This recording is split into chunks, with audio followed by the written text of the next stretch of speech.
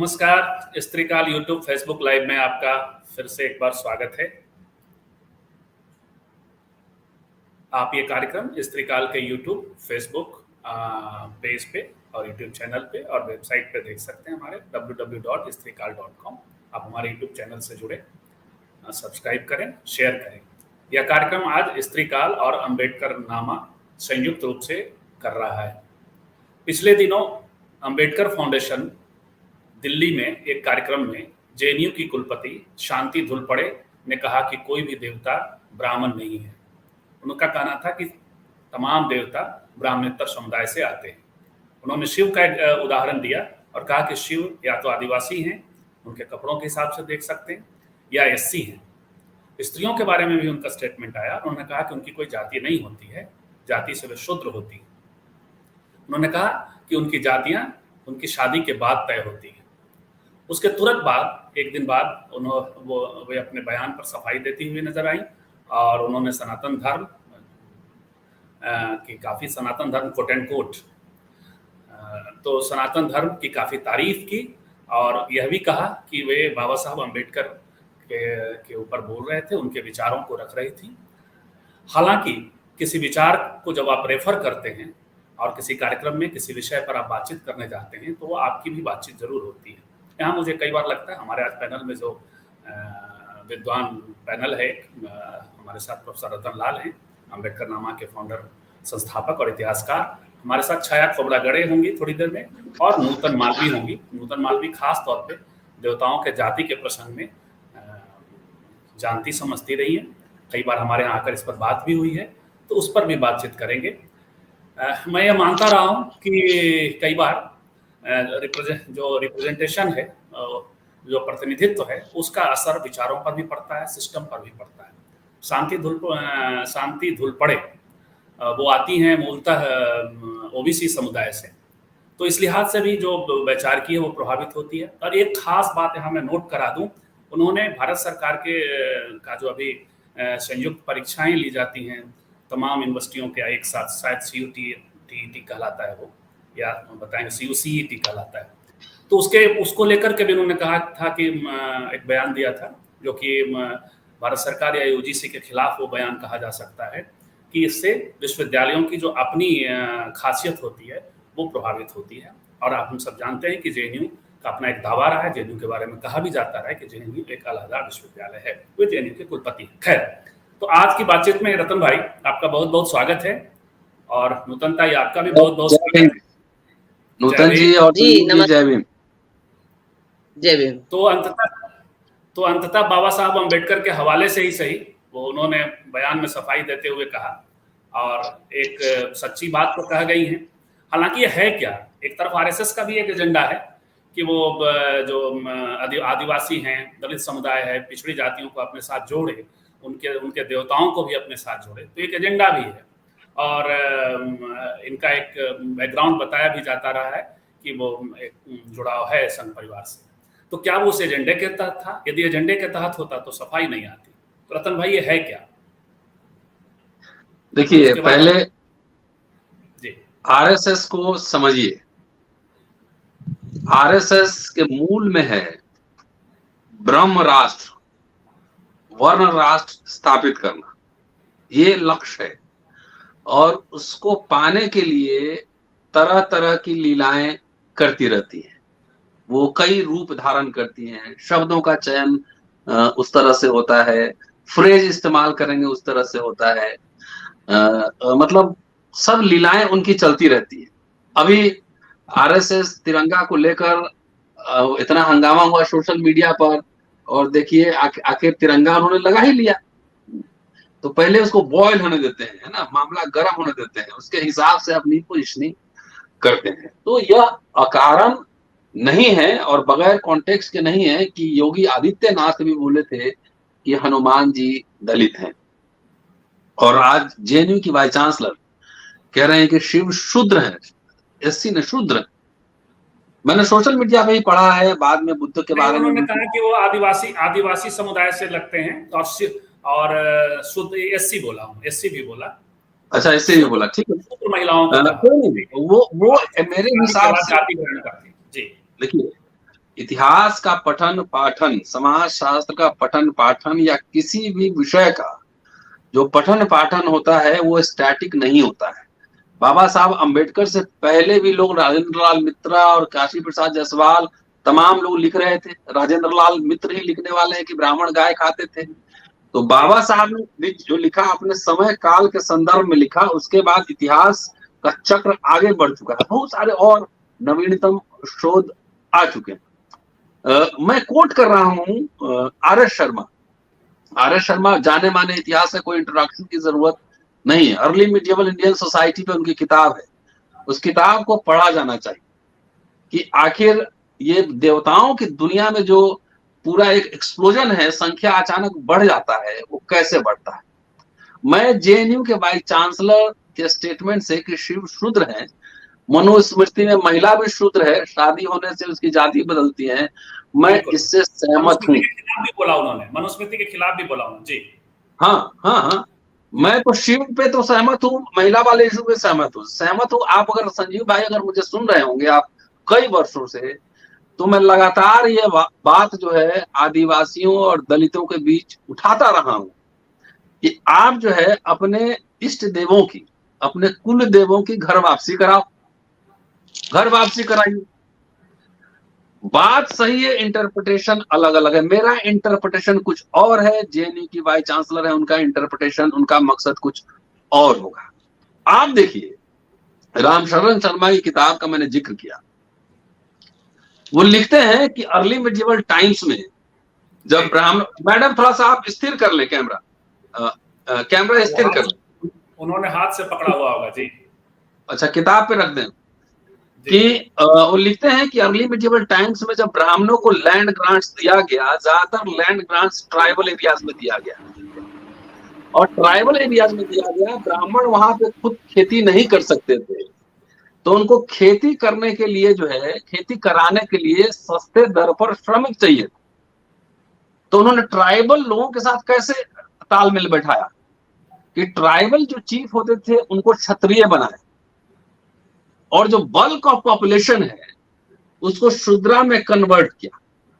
जो लोग उसमें शामिल, ऐसे तो शामिल होते नहीं, शूद्र बनते नहीं, तो क्या था कि उनके कल्चर को एकोमोडेट करना था, अपने अंदर जो है ना शामिल कराना था। इसलिए जिन जिन ट्राइबल लोगों ने बहुत रेसिस्टेंस किया एक्सपेंशन ऑफ ब्राह्मणिज्म को, उन ट्राइबल्स को अनटचेबल कैटेगरी में डाला गया है। बहुत सारे ट्राइबल्स मिलेंगे जो एकदम बहुत ही अति पिछड़ा अनटचेबल्स कैटेगरी में।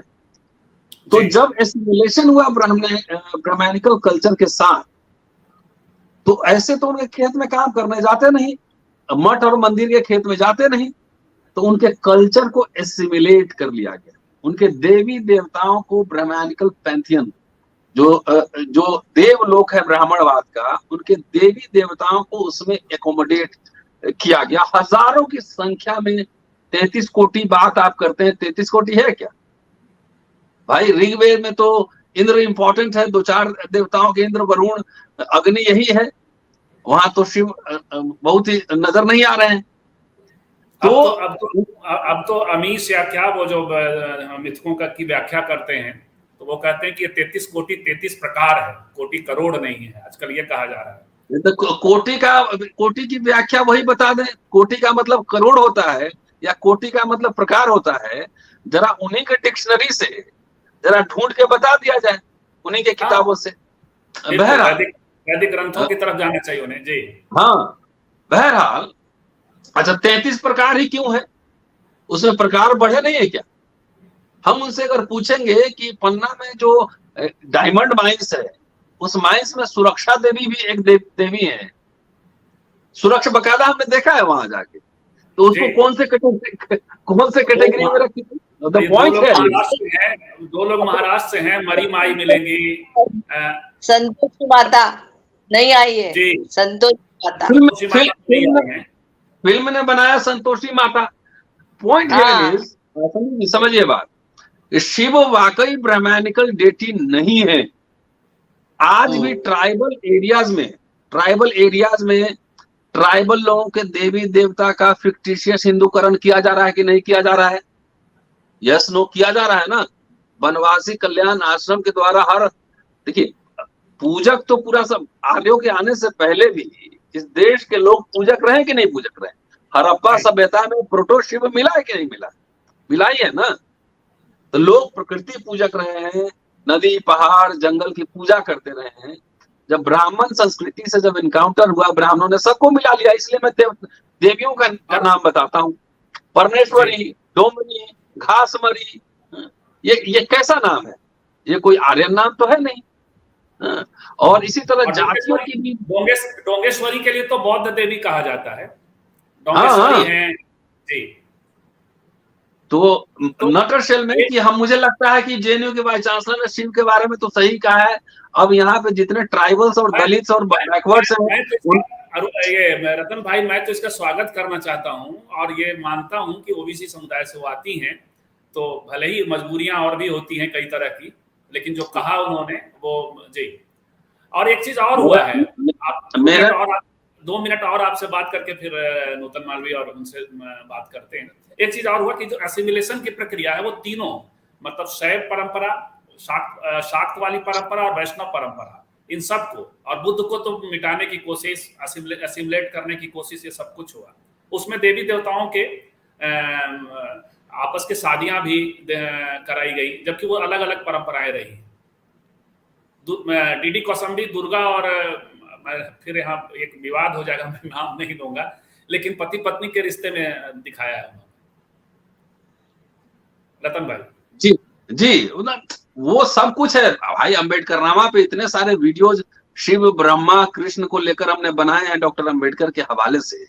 आपने सुना ही होगा कुछ ना कुछ। मेरा ये कहना है, चूंकि अब 2 वक्ता हमारे साथ और जुड़ चुकी हैं, उनको ज्यादा सुनेंगे हम लोग। मेरा ये कहना है कि देखिए, बुद्धिज्म आने के पहले भी देश में सभ्यता थी, लोग थे यहाँ पर, उनकी मान्यताएं थी, उनके इष्ट देव थे। आज भी गांव में, दलितों में, बहुजनों में, बैकवर्ड्स में एक कुल देवी, कुल देवता, नागवंशी की बात तो डॉक्टर अंबेडकर भी कर रहे थे। मेरा सिर्फ ये कहना है कि जितने देवता का ब्राह्मणीकरण किया गया है, आदिवासियों के देवताओं का, दलितों के देवताओं का, बैकवर्ड्स के देवताओं का, उन सब लोगों को मिलके अपने अपने देवताओं की घर वापसी करानी चाहिए। कर्म कांड और पुजारी से मुक्त होना चाहिए। आप अपने देवता को अपने घर ले जाइए, वहां जितना नमस्ते करना है, प्रणाम करना है, आप करिए। और इसलिए मैं ये कह रहा हूँ कि दुनिया में नास्तिक लोगों की संख्या बहुत कम है, ज्यादातर लोग आस्तिक होते हैं। वो नमो बुद्धाय भी बोलेंगे और सिद्धि विनायक और गणेश जी की चतुर्थी भी होगी। तो ये संस्कृति का पाठ है ना, मिक्सचर होता रहता है, सब मानने वाले लोग हैं। तो मेरा ये कहना है कि शिव जी को सब अपने शूद्र भाई लोग घर ले जाएं, कोई ब्राह्मणवाद, पाखंड, कर्मकांड में ना पड़े। और शिव जी और आपके बीच जो इंटरमीडियरी है, जो मध्यवर्ती एजेंट है, एजेंट को एलिमिनेट कीजिए, आप डायरेक्ट कम्युनिकेट कीजिए। जी, बताया तो ये भी जाता है कि विष्णु भी ट्राइबल देवता है, और वो बाद में वो फिर वो बड़ा उसका एक साम्राज्य के हिसाब से, साम्राज्यवादी ढंग से कृष्ण के 4 प्रकार डॉक्टर अंबेडकर ने बताए हैं। कृष्ण के 4 प्रकार बताए जी। कौन सा कृष्ण आपको देखना है और कैसे देखना है? वेदों में तो कृष्ण बाजप्ता असुर हैं, बाजप्ता इंद्र से लड़ रहे हैं, इंद्र से लड़ रहे हैं।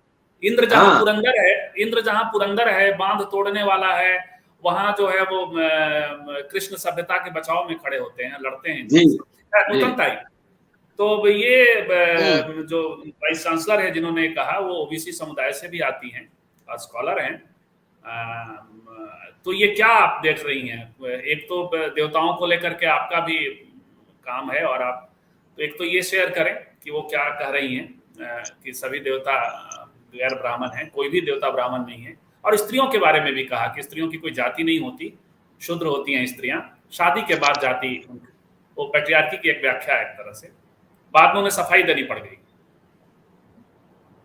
अभी रतनलाल जी ने जो बोला कि मैं उनके विचारों से सहमत नहीं हूँ, वो जो कुलपति मैडम ने बोला है, तो ये तो हमारे वैदिक जो संघर्ष का नमूना है कि इसमें देव और दानव, यानी देव जो थे विष्णु, ब्रह्मा विष्णु महेश बोला जाता है, तो महेश को क्यों उन्होंने साथ में कभी नहीं लिया है? महेश को लिया है उन्होंने, ट्राइबल बोल रहे हैं या कुछ शिव को अलग बोल रहे हैं, लेकिन कभी उसको यानी नीला जहर पिया है उसने, हलाहल पिया है ऐसा बोला गया, यानी उसको जहर पिलाया इन लोगों ने। तो ये देव ही थे, देव और दानवों का युद्ध था। और विष्णु या इंद्र, ये नरसिंह, परशुराम जिसने 21 बार पृथ्वी को निश्क्षत्रिय किया, ये कौन थे? ये ब्राह्मण नहीं थे, कौन थे? और ये काय को राम को और इनको बीच में ला रहे? जैसे अभी हमारे यहाँ मोदी या शाह को यूज किया जाता है आरएसएस के द्वारे, वैसा ही इन लोगों को ये जो कार्ड्स हमारे सामने राम कार्ड रखा गया, और शिव का भी अभी वो इतना यूज नहीं कर रहे, लेकिन कृष्ण का करते हैं। तो ये सब बातें हैं उनकी पॉलिटिकल एजेंडा की बात है आरएसएस की। और वो मैडम क्या बोल रही है अभी, क्या हम सभी स्त्रियां कैसी शुद्र रही है? महात्मा ज्योतिबा फुले ने उस वक्त एक कविता लिखी थी कुळंबिन नाम की, तो उन्होंने ब्राह्मण और बहुजन स्त्रियों का फर्क दिखाया था तभी से। और आज तो इतनी बड़ी मात्रा में ये शूद्र बोलने वाली ब्राह्मण स्त्रियां, ये सब सुषमा स्वराज हो या निर्मला सीतारामन हो या सभी प्रकार की आरएसएस की महिलाएं जो लोकसभा अध्यक्ष थी, वो ये सब तो मनुस्मृति का समर्थन, अभी तो ये एक जज ने भी मनुस्मृति का समर्थन किया है। यानी कहा की शूद्र है। लेकिन इन्होंने मनुस्मृति के खिलाफ बोला, इन्होंने मनुस्मृति के खिलाफ बोला, बाद में कहा हम बाबा साहब को कोट कर रहे थे सफाई देते हुए, लेकिन खिलाफ बोला। जी। क्या बाबा यानी ब्राह्मण व्यवस्था में जाकर ये अगर ऐसा बोल रही है तो ये सब उनका कुछ एजेंडा होगा, इन लोगों से बुलवा लिया जाता है, हमारा विश्वास नहीं। एजेंडा तो अभी जैसे लोगों को ही रखते हैं जो उनके बाजू से बोलेंगे, फालतू लोगों को वहां बैठने नहीं देते, ऐसा हमारा तर्क है। और अभी तो इतनी हालत खराब हो गई है कि बाकी के सभी लोगों के जैसे पकड़ा लिया जाता है, उनको अर्बन नक्सलाइट बोला जाता है। इसको भागीदारी की तरह क्यों नहीं देख रही हैं? वो खुद ओबीसी से आती हैं।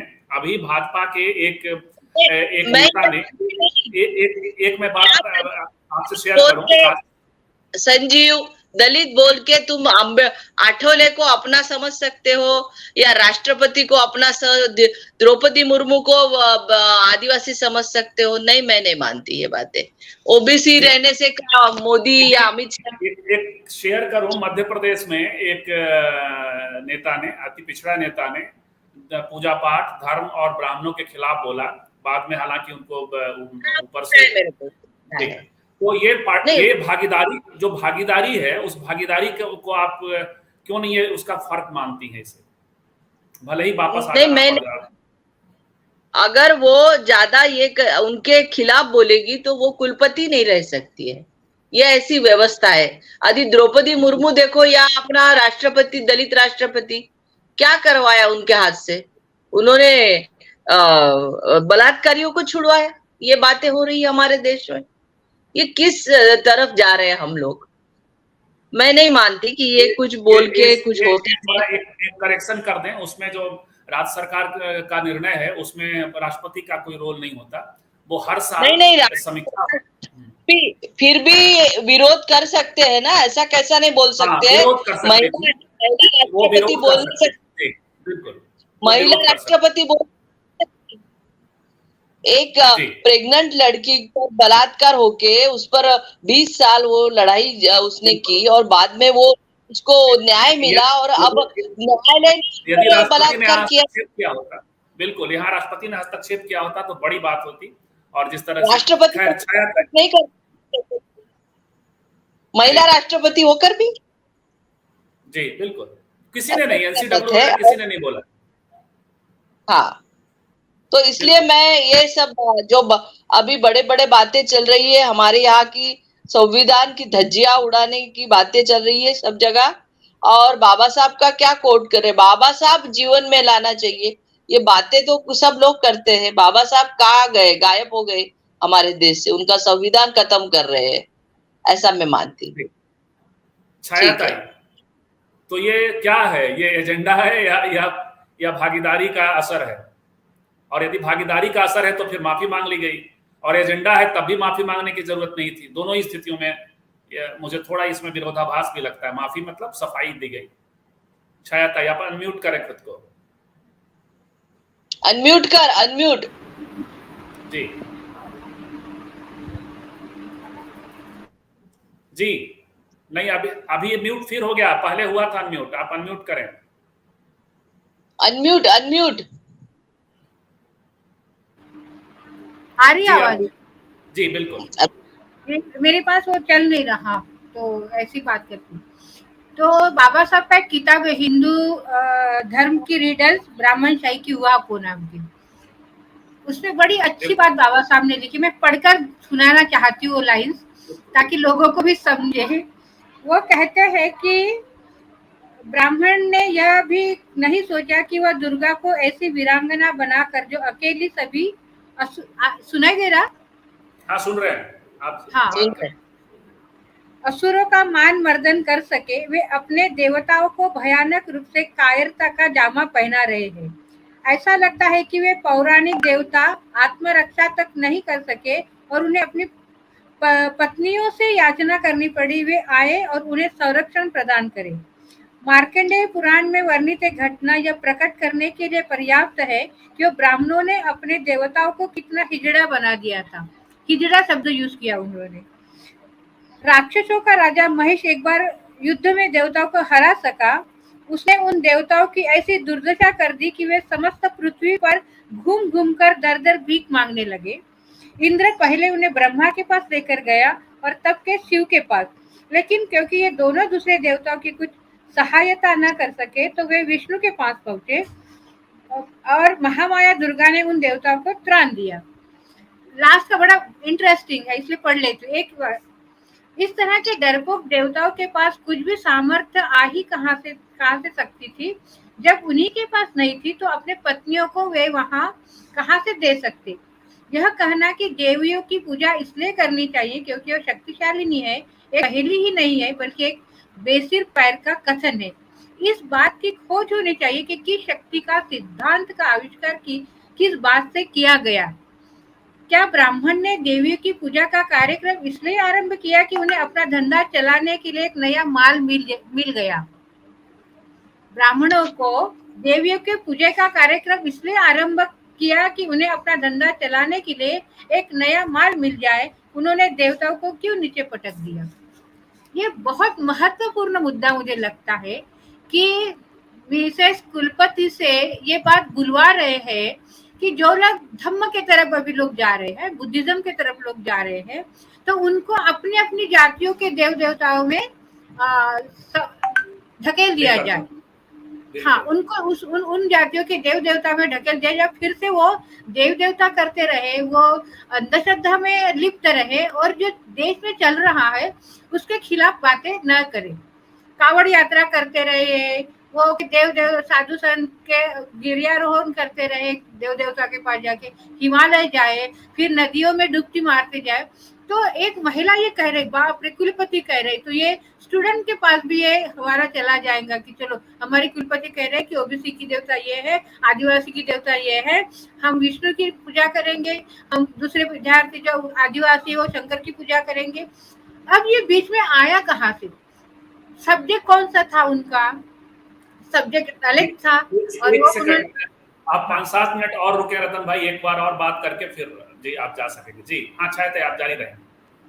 और एक बात दूसरी कि उन्होंने, मुझे लगता है कि कुलपति इतनी ही भी बहुत ज्यादा सेंसिटिव है, स्त्रियों के प्रति सेंसिटिव है, तो उन्होंने एक शब्द भी, एक वर्ड भी, उन्होंने जिस महिला के साथ बलात्कार हुआ और उनको छोड़ दिया गया, उनके बारे में एक वर्ड, एक सेंटेंस कह सकती थी ये गलत हुआ है करके, है ना। उनका कोई बयान नहीं इसके ऊपर।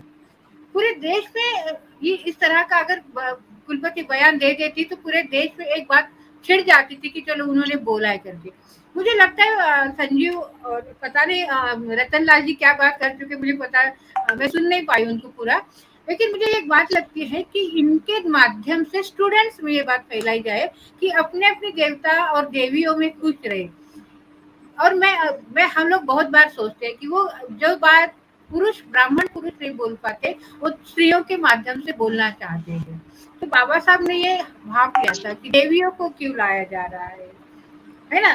तो इस तरह तो मुझे लगता है कि ये जो बात अभी उछल कर आई है, तो उसका सीधा मतलब है कि तुम जो सेक्युलर होने जा रहे हो, तुम जो एक वैज्ञानिक दृष्टिकोण को अपना रहे हो, एक तुम उनको देव देवता को नकार रहे हो, तो इनके माध्यम से, शिक्षा के माध्यम से हमने उन्हें उस तरह से उनको अपनाना चाहिए। इसलिए उनके मुंह से बुलवा दिया गया ये सेंटेंस मुझे लगता है। जी, एक ही सवाल मैं तीनों से करूंगा। आज की बातचीत थोड़ी छोटी ही रखनी है, तो रतन भाई यदि संभव हो तो आप आ जाएं, क्योंकि आपको जाना है आपके अपने लाइव के लिए। आप सुन पा रहे हो तो आपसे बात करूं या फिर नूतन ताई से? जी, प्रधानमंत्री ने जिस जो सांसदों द्वारा 5 गांव गोद में लिए जाते हैं, उसमें से एक गांव को जो बनारस के पास लिया है अपनी कंस्टिट्यूंसी में, तो उसमें मुसहरों का एक गांव है, और वहाँ सबरी उस गांव के मुख्य जो प्रवेश द्वार है, वहाँ प्रवेश द्वार बनाया गया है और सबरी माता का मंदिर बनाया गया। तो ये तो एक आरएसएस का अपना ही प्रोजेक्ट है, लेकिन क्या फर्क है रतन भाई, आरएसएस जो कर रहा है या जो शांति जी ने जो कहा, और आपकी जो व्याख्या है, या नूतन ताई भी जिनकी बात करती हैं, 1 सालों के वगैरह की बात करती है, तो दोनों के एजेंडे में क्या फर्क है? दोनों चलिए, वो शायद आपने गंभीरता से मेरी पहली बात आपने नहीं सुनी, और छाया जी जो बात कर रही हैं, उसी किताब में ये भी डॉक्टर अम्बेडकर ने लिखा है कि शिव में, विष्णु में और ब्रह्मा में किस तरह की पॉलिटिक्स चल रही है, एक दूसरे को नीचा दिखाने के, है ना, नीचा दिखाने के लिए बहुत भयानक पॉलिटिक्स है, तरह तरह की रणनीति अपना इसी किताब का जिक्र। बहरहाल मैं ये कह रहा हूँ कि कार्ल मार्क्स दुनिया के अंतिम दार्शनिक नहीं थे, ना अम्बेडकर दुनिया के अंतिम दार्शनिक होंगे, कोई भी नहीं होंगे। समाज अपने हिसाब से आगे बढ़ता है, बढ़ता रहता है। जैसे मैं एग्जाम्पल जो रेवोल्यूशन, काउंटर रेवोल्यूशन में डॉक्टर अम्बेडकर ने राष्ट्रवादी इतिहासकार काशिफ खां जसवाल को एक्सटेंसिवली कोट किया, राजेंद्र लाल मित्रा को कोट किया है, व्हीलर को कोट किया, खूब कोट किया, तो उनका क्रिटिक भी किया है, कोट भी किया। जिस समय डॉक्टर अम्बेडकर लिख रहे थे, वो अपने समय के आधार पर शास्त्रों के अध्ययन पे लिख रहे थे। उसके बाद के इतिहासकारों ने इससे बहुत सारा काम किया है, और समाज को लेकर, जातियों को लेकर, तमाम ये बातें। मैं कह रहा हूँ कि सिर्फ आधा गिलास पानी है, आधा खाली है और आधा भरा हुआ है, दोनों व्याख्याएं इसकी हो सकती है। और एक बात मैं स्पष्ट यहाँ करती हूँ कि बगैर पढ़े लिखे न तो कोई मार्क्सवादी हो सकता है, ना अम्बेडकरवादी हो सकता है। मैं बहुत सारे ऐसे लोगों को जानता हूँ, और मैंने पढ़ा है अभी अनंत चंद्र और सूरज जाड़े के किताब है, जिससे महाराष्ट्र में ही बहुत लोग बुद्धिस्ट हो गए हैं, लेकिन अभी भी जो है ना, सिद्धि विनायक और जो गणेश पूजा होती है, उसमें उतना ही उत्साह के साथ भाग लेते हैं। ये किताब रेफरेंस दे रहा हूँ, ये अनंत चंद्र और सूरज जाड़े ने ये एडिटेड किताब में लिखा हुआ आर्टिकल है उनका। बोलेंगे तो पेज नंबर अगले एपिसोड में बता दूंगा किसने लिखा।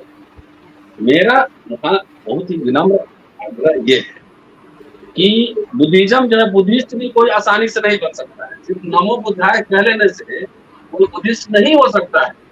नमो बुद्धाय भी करते हैं और जय श्री राम भी बगल में करते हैं। सवाल ये है कि एक बुद्धिस्ट होने के लिए, एक अम्बेडकराइट होने के लिए, एक मार्क्सिस्ट होने के लिए एक प्रक्रिया है, जिस प्रक्रिया से आपको गुजरना पड़ेगा। बहुत इनलाइटेंड लोग सब गुजरे होंगे, बुद्धिस्ट हो गए, लेकिन मैं उत्तर भारत के अनुभव से, और मान लीजिए महाराष्ट्र की तरफ तो इतना कल्चरल रेवोल्यूशन हो गया है, इतना बुद्धिज्म का प्रचार हो गया है, लेकिन वहां पर आखिरकार आरएसएस, शिवसेना, बीजेपी चुनाव जीती है। इसका एक पैराडॉक्स है, समझने की जरूरत।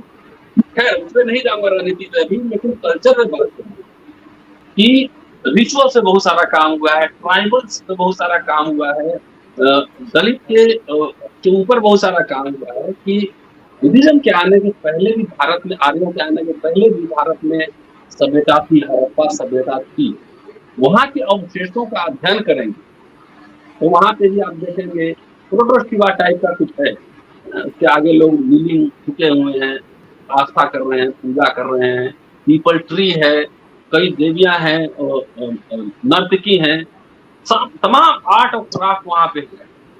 मेरा ये कहना है कि ब्राह्मणों ने इस देश के बहुजनों की संस्कृतियों पर कब्जा कर दिया, वो तो घोड़े पे आए थे, आर्य घोड़े पे, तो उनके पास ये रिचुअल ये सब कहाँ से आए? ये पहले से, चाहे द्रविडियन संस्कृति में हो, चाहे हड़प्पन संस्कृति में हो, बहुत सारा कुछ यहीं के लोगों का आर्ट, क्राफ्ट, कल्चर, रिलीजन यहीं का देन है। उनके सारे चीजों को कब्जा कर लिया है और उसमें माइथोलॉजिकल स्टोरी जोड़ जोड़ कर उसको ऐसा बना दिया है कि सब कुछ को आप निगेट करें कि सब कुछ ब्राह्मणवादी है। यदि सब कुछ ब्राह्मणवादी है तो आपके पास क्या है? भाषा, बोली, संस्कृति, कल्चर, त्योहार, डांस, नाच, गाना कुछ है कि नहीं? ये सब कुछ ब्राह्मणवादी हो गया। मैं सिर्फ ये कह रहा हूँ कि हम नास्तिक हो सकते हैं, आप नास्तिक हो सकते हैं, लेकिन आज भी मैं गांव में ज्यादा जाकर देखता हूँ तो जातियों के भी कुल देवी होती है। जो उसे ब्राह्मण नहीं आता, अपने घर में ही कुल देवी, रिचुअल है, टोटलिज्म है कि जहाँ लोग आस्था करते हैं, पूजा करते हैं और शिव का कैरेक्टराइजेशन है। कहाँ से आपको आर्यन जैसी लग रही? क्या देवता और देवी सिर्फ ब्राह्मणों और आर्यन कल्चर का देना? उसके पहले यहाँ पे लोग पूजक नहीं थे। बाबा साहब ने नवग्रंथियों की बात की है, किसके लिए बात की है? पॉइंट हमारा ये है कि अगर आप तुरंत जो है अम्बेडकराइट नहीं हो सकते हैं, बुद्धिस्ट नहीं हो सकते हैं, तो कम से कम ब्राह्मणवाद की कमी से मुक्त होइए और अपनी जो संस्कृति है, अपने जो हेरिटेज है, जो अपनी आपकी आस्थाएं हैं, उसको घर वापसी कराइए। एक दिन में लोगों में दिक्कत ये होती है कि एक दिन में पूरा, मुझे कल कई जगह से फोन आए, मैंने इस पे वीडियो बनाए हैं, इंटरव्यूज मेरे देखे हूँ, कई जगह से फोन आए। हमने कहा ओवरनाइट आप बन सकते हैं। मुझे तो अम्बेडकर तो मैं अभी 2 साल से पढ़ना शुरू किया, उसके पहले कुछ और पढ़ रहा था, उसके पहले इतिहास पढ़ रहा था, उसके पहले साहित्य पढ़ रहा था। तो मैं एक दिन में अम्बेडकराइट हो सकता हूँ? मैं नहीं हो सकता, क्योंकि अम्बेडकरवाद सिर्फ 22 प्रतिज्ञा नहीं ना, पूरा 40 साल की उनकी जर्नी है।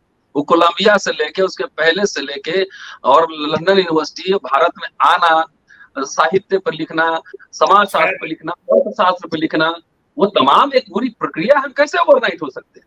तो मेरा ये कहना है कि अगर आप मानते ही हैं तो बीच के जो एजेंट हैं कि आप जाते हैं कांवड़ लेकर, क्यों जाते हैं? घर ही में अपने शिव जी को बुला लीजिए। आरएसएस बीजेपी का इंटरप्रिटेशन है कि फिक्टिशियस हिंदुआइजेशन किया जाए, हिंदुआइजेशन भी नहीं, ब्राह्मणाइजेशन किया जाए, जो कि 1500 साल से चल रहा है।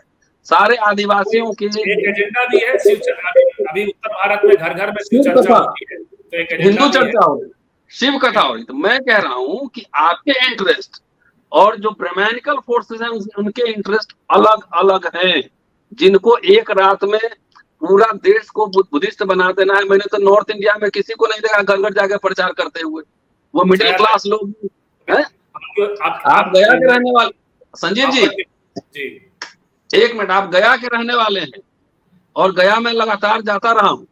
गया में कितने बुद्धिस्ट मॉन्क और कितने संगठन को देखे हैं बुद्धिज्म का प्रचार करते हुए? आप ही मुझे बता दीजिए। हाँ बिल्कुल, वो संकट तो है ना, संकट है ना। दूसरा, आप बाबा साहब को बौद्ध जो है वो विष्णु फोल्ड वाले हैं, अवतार वाले जी। बाबा साहब को भी भगवान बनाकर पूजा कर रहे हैं, तथागत को भी भगवान बनाकर पूजा कर रहे हैं। मेरा ये कहना है कि जैसे हमारे गांव में जिउतिया होता है या चकचन्ना होता है, छोटे छोटे किसानों के त्योहार होते हैं। अभी कर्मा आने वाला है, आदिवासियों का पर्व। सब ब्राह्मण कब्जा कर लेगा तो आप छोड़ देंगे कि उसमें अपना दावा करेंगे, रिक्लेम करेंगे? अब छाया ताई का स्टेटमेंट है, इस पे आपके प्रतिक्रिया लेता हूं और फिर नूतन ताई का जी। मेरा ये कहना है कि हम लोग रिक्लेम करते रहे आज तक, तो हमारा उनके रिक्लेम करने से बहुत सारी चीजें आपने देखे कि गड़बड़ हो गई है। लेकिन मेरा ये मानना है कि जो संस्कृति हम चाहते हैं, क्या ये हम, अभी आपने कावड़ का जिक्र किया है, तो क्या हम ये संस्कृति चाहते हैं कि हम अपना क्लेम करके वो संस्कृति जो बनाना चाहते हैं, जैसे कि कावड़ वाली संस्कृति, तो क्या हम उनमें ही लिफ्ट करना चाहेंगे अपने बच्चों को? दूसरी नहीं, मेरी व्याख्या अलग है, मेरी व्याख्या अलग है। मैं अपने बच्चों की बात नहीं कर रहा। अभी फिलहाल जिस तरह का माहौल है, धर्म की राजनीति हो रही। मैं दूसरी बात, आपने जो कहा, नहीं आपने जो कहा कि बुद्धिस्ट लोग भी पूजा करते हैं। बाबा साहब को खुद बुद्ध के सामने बाबा साहब 3 बार उन्होंने वंदन किया, वो भी भंते जी के कहने के बाद किया उन्होंने। पहले वो नहीं करना चाहते थे, लेकिन उन्होंने किया। क्यों? क्या कहते हैं कि मैं बुद्ध को बुद्ध को मैं शरण जाता हूँ, धम्म को शरण जाता हूँ, संघ को शरण जाता हूँ। तो संघ के बारे में, संघ का मतलब क्या होता है आप जानते हैं, बुद्ध का मतलब क्या होता है आप जानते हैं। तो ये कोई पूजा नहीं हुई, इसको आप हम सारे लोग जितने भी मार्क्सिस्ट लोग हैं और जितने भी पुरोगामी लोग हैं कि वो कहते कि वो ये लोग पूजा करते, क्योंकि ये लोग कोई दही भात नहीं चढ़ाते। अपने घर में अब मृत्यु होती है तो वहां जाकर पूजा हाट करना, ये सारी चीजें जो होती है, ये हिंदू धर्म का कर्मकांड तो नहीं करते ना ये लोग, जो बुद्धिस्ट लोग है ये तो तो उस कर्मकांड से तो मुक्ति मिल गई ना इनको, जिन्होंने बुद्धिज्म एडॉप्ट कर लिया उस कर्म। आप उत्तर भारत की बात मत करिए, क्योंकि उत्तर भारत में मैं जहाँ का रहूंगा वहीं की बात करूंगा ना, जो मैंने देखा है वही कह रहा हूँ ना। अब महाराष्ट्र का हूँ नहीं तो महाराष्ट्र का कैसे बात करूंगा मैं, जहाँ मैं देख रहा हूँ उसी की बात कर रहा हूँ। जहाँ बुद्धिज्म का अच्छे तरीके से प्रचार और प्रसार हुआ तो लोग विज्ञानवादी भी हो गए हैं। मैं ये नहीं कहती कि सारे देश में बुद्धिज्म अडॉप्ट करना चाहिए, मुझे सिर्फ ये कहना है कि जो लोग लिप्त है, कर्म कांड में लिप्त है ना, वो संस्कृति जो ब्राह्मणीकरण हम बोल रहे हैं कि उस संस्कृति का ब्राह्मणाइजेशन हो रहा है, कि उसके ऊपर वो क्लेम कर रहे, हमारे संस्कृति के ऊपर क्लेम कर रहे, आदिवासियों के ऊपर वो क्लेम कर रहे, बिल्कुल गलत है। मैं उसके खिलाफ भी हूँ, उसके लिए लड़ते भी हैं हम लोग, ऐसा नहीं है। लेकिन जैसे कि पोला है महाराष्ट्र में खेतीहर लोग पोला मनाते हैं, मैं खुद चली जाती हूँ अपने गाँव, क्यों जाती हूँ कि मेरे देश के किसान उस परंपरा को मान रहे हैं और मुझे अच्छी लगती है वो परंपरा, कि उस समय हम लोग अपनी खेती के बारे में चर्चा करते, हमारी जो खान पान की सभ्यता है उस पर चर्चा होती है, वो कंटिन्यू दूसरे हमारे बच्चों के पास वो ट्रांसफर हो जाए, हमारे बच्चों को लेकर जाते हैं। तो उस संस्कृति को मैं डिनाई नहीं कर रही है, हम लोग डिनाई नहीं करेंगे उस संस्कृति, उसका ब्राह्मणाइजेशन नहीं होने देना चाहते हम भी उसी के ऊपर। लेकिन जिस संस्कृति से हमारे यहाँ हमारी वैज्ञानिक दृष्टि को ही पूरी तरह से बर्बाद करना चाह रहे, हमारे पूरे लोग अपनी खुद की जो एक दृष्टिकोण अंधश्रद्धा वाला बनाने जा रहे, उसको वो अगर खत्म हो रही है तो हमें उसके बारे में बिल्कुल सोचना चाहिए। छाया ताई, नूतन ताई को नींद आ रही है, नूतन ताई की छोटी टिप्पणी लेते हैं और उसके बाद रतन भाई कुछ कहना चाहते हो तो फिर आप कार्यक्रम सुनिए। नहीं ठीक है, हम विदा लेंगे संजीव जी। कुछ कहना चाहेंगे आप छाया खोबरागड़े के का जो इंटरवेंशन है? नहीं ठीक है, अपना अपना ओपिनियन है और मैं अपनी बात रख रहा हूँ, इतिहास के छात्र होने के नाते व्याख्या कर रहा हूँ। हम कोई दावा नहीं कर रहे हैं कि मैं क्या हूँ, अम्बेडकर रावादी हूँ कि बुद्धिस्ट हूँ कि मार्क्सिस्ट हूँ। इतिहास लोग कैसा समझते हैं, लोगों के अंदर क्या चल रहा है, उसको समझने की कोशिश मैं कर रहा हूँ। जी ठीक है, तो अब नूतन मालवीय की टिप्पणी लेते हैं। वही सवाल कि जो आरएसएस कर रहा है और जो जैसे एच सालुंके कह रहे हैं, आप भी कहती रही हैं, तो उसमें क्या फर्क है? जी, मैं ऐसा समझती हूँ कि आरएसएस का एक बहुत बड़ा एजेंडा है आदिवासियों के लिए, और बनवासी सेवा आश्रम, और हमारे इधर महाराष्ट्र में तो बहुत सारे लोग मेलघाट में जाते हैं, गढ़चिरौली जाते हैं, वहां जाके आदिवासियों का उत्थान करने के लिए जाते हैं। अब आदिवासियों का उत्थान ये क्या करेंगे, उनका अपना खुद का अलग कल्चर है, उनकी भाषा है, वो निसर्ग से, ये प्रकृति से जुड़े हुए हैं, और वो सब चेंज करने के लिए, उनको ब्राह्मणाइजेशन करने के लिए ये लोग जाके वही हस्बैंड वाइफ जाके पूरी जिंदगी देते हैं। ये तो पूरे सालों से आरएसएस का एजेंडा चला रहे हैं। अब तो इतने सारे नाम आ रहे हैं हमारे अमरावती विभाग से और उधर से कि ये लोग, अब शबरी देखिए, ये जो है, ये शबरी ने अपने जो बेर है ये राम को दिए थे। वो बताया जाता है कि वो लक्ष्मण से प्यार करती थी, तो वो उसने अपने झूठे बेर दिए। ये वो शबरी कौन थी? आदिवासी थी। अब रावण, विभीषण, शबरी, ये जो रावण की परंपरा है इतना बड़ा हो गया हमारे इधर। हम वर्धा में रावण का हमने एक कार्यक्रम लिया था, वो सब बीजेपी के लोग थे और रावण का कार्यक्रम ले रहे। यानी क्या करना अभी, यानी सत्ता स्थान में जाके तो उनका वही है कि बीजेपी जो कर रही है, आरएसएस जो कर रहा है, या शांति धुलपड़े ने जो कहा, और जो दूसरी व्याख्याएं हैं, जो बहुजन समूह से भी व्याख्याएं आ रही हैं, उसमें क्या फर्क है? मैं वही अपने दर्शकों को बताना चाह रहा हूँ। नहीं, हमने सत्ता के लिए भी उनके साथ मेलजोल बनाना, ये कौन सी बात है? यानी मैं उसकी सत्ता बात आने नहीं कर रहा हूँ, मैं देवताओं की व्याख्या की बात कर रहा हूँ। बहुजन समूह से भी देवताओं की व्याख्या में ये बात आ रही है कि देवता जो है वो आदिवासी रहे हैं, और अभी भी रतनलाल जी की जो व्याख्या थी, या हम सब भी इस प्रसंग में सोचते हैं धर्मों को लेकर के, पर्वों को लेकर, त्योहारों को लेकर के, तो क्या फर्क है? तो मैं आरएसएस मानती कर हूँ रहा है, हमारी अलग अलग परंपराएं हैं, हमारी प्रकृति के आधारित परंपराएं हैं, और देवता तो शब्द मानती नहीं हूं मैं।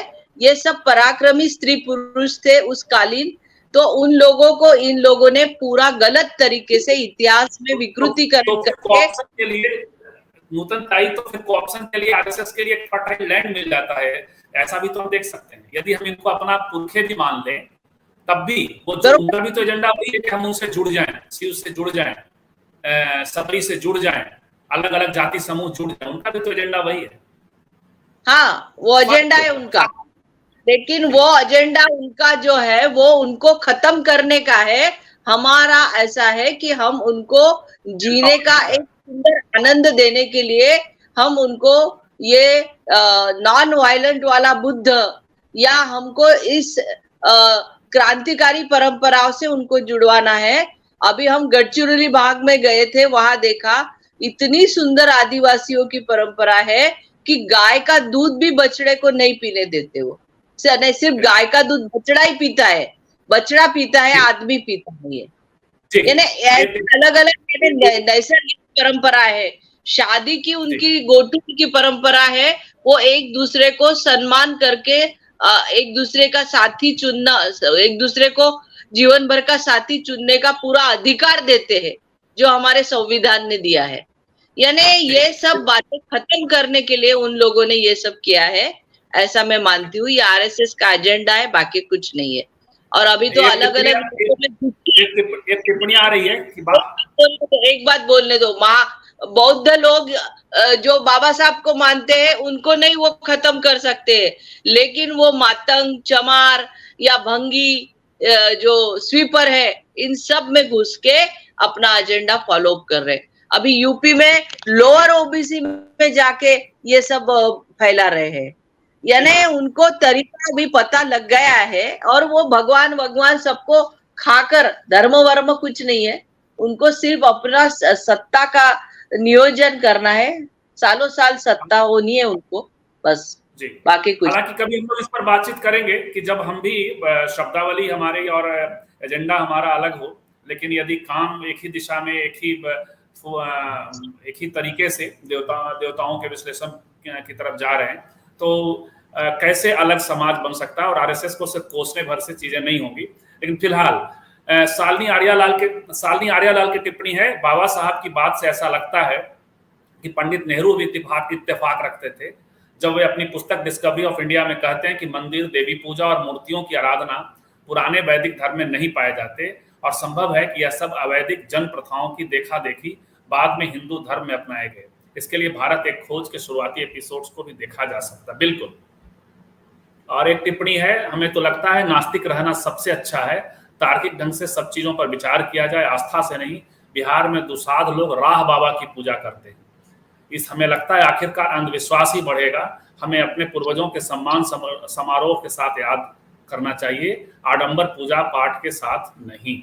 एक और टिप्पणी ले रहे हैं, ऐसा कहा जाता है कि भगवान राम के शबरी के झूठे वेद, लेकिन आज तक एक मासूम बच्चे के एक मटके से पानी पी लेने उसे जान से मार दिया जाता है जाति के नाम पर। इसका क्या अर्थ है? बिल्कुल, एक छोटी छोटी टिप्पणी आप लोगों की, एक 30-30 सेकंड की, और समझ करेंगे। जी छाया,